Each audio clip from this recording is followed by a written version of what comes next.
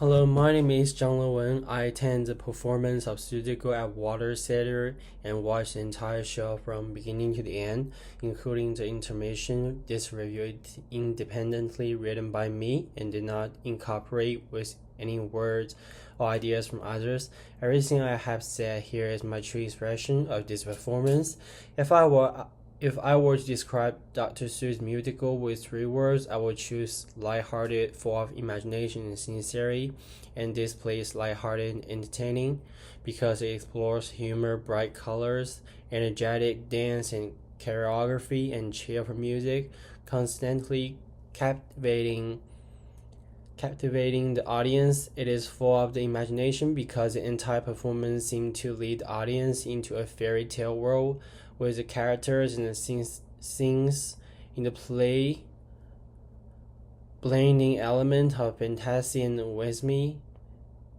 It is sincere and touching because beneath all the comical aspects, the story conveys profound messages about kindness, belief, and being true to oneself. So the creator of this play are Linz Allens and Stephen Flaherty, and they jointly wrote the script, music, and the lyrics. According to what I learned in class, I believe Seussical, a music based on Dr. Seuss' works, mainly belongs to the comedy genre. This play is conformed to the definition of comedy because it employs an exaggeration, humor, and lighthearted conflicts, and conclude a humorous ending. We say that although the characters in the play face real challenges, the overall tone remains positive and hopeful, which is characteristic of comedy. As for the main conflict, I think the protagonist is JoJo. She is presented throughout in the entire story, her character constantly evolving, and her express one of the core themes of the play. The power of the imagination and believing in oneself. JoJo's greatest wish is to have her unique way of thinking understood and valued even through adults say her thinks too much. The complex occurs when JoJo get lost and feels completely alone while Horton refuses to give up on this moment intertwines the two people's predicament, JoJo's emotional journey, and Horton's actual search, and create a tense atmosphere before everything comes to an end. So the language of the play is one of its most distinctive features. Most of the script employs informal resume language with intensive use of resumes, even when the characters are not seen. The dialogues are full of musicality. The lines are usually concise and to the point, creating a fast-paced conversational style. The language of the Catting Wearer had left a deep impression on me because it is highly variable. And the cat speaks in poetic and lyric sentences at other times it uses witty and humorous language. The style of the transformation showcases how the cat breaks the rules of the world and plays the roles of a guy who travels between the different realities.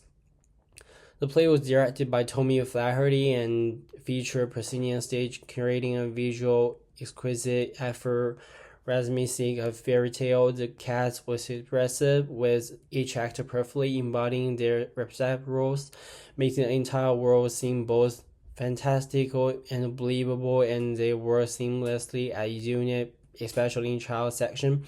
With the control of the rhythm and energy was crucial. The cast included individuals of different genders at the background, individuals of reflecting the modern theater's effort to promote diversity. This also indicates that Dr. Seuss' work is not exclusive to a certain group of people, it welcomes everyone.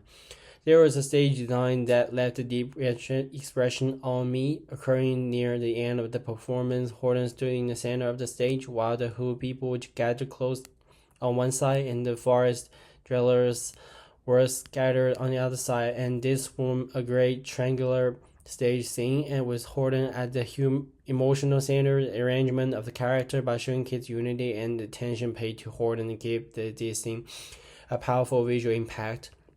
So I would like to particularly mention Garrison Wiss, who played JoJo.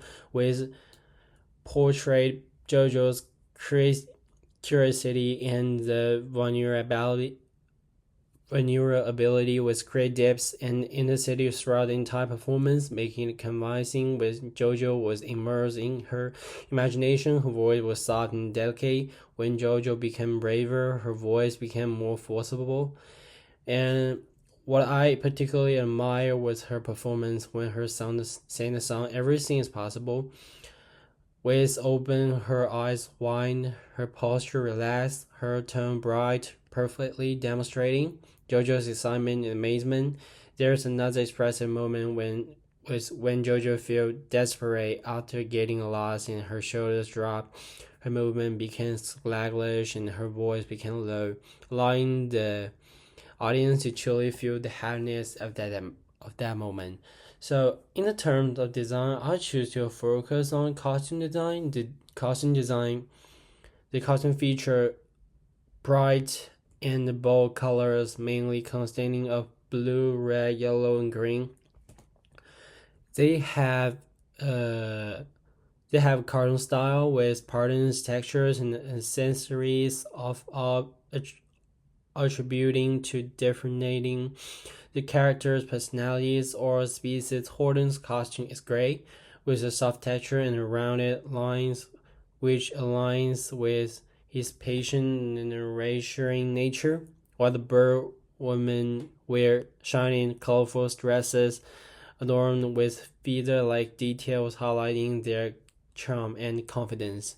So all the artists, actors, directors, and designs work together to create a world full of imagination and seamless unity.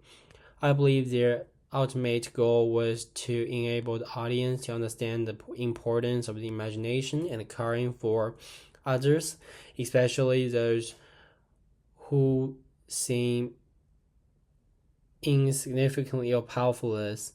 So the most important lesson I learned from watching the Seussical was how drama can reinterpret familiar childhood stories from a fresh perspective, and watching Italy made me feel realize that the imagination is not exclusive to children. It can inspire of all of us. And here's my response to the Seussical.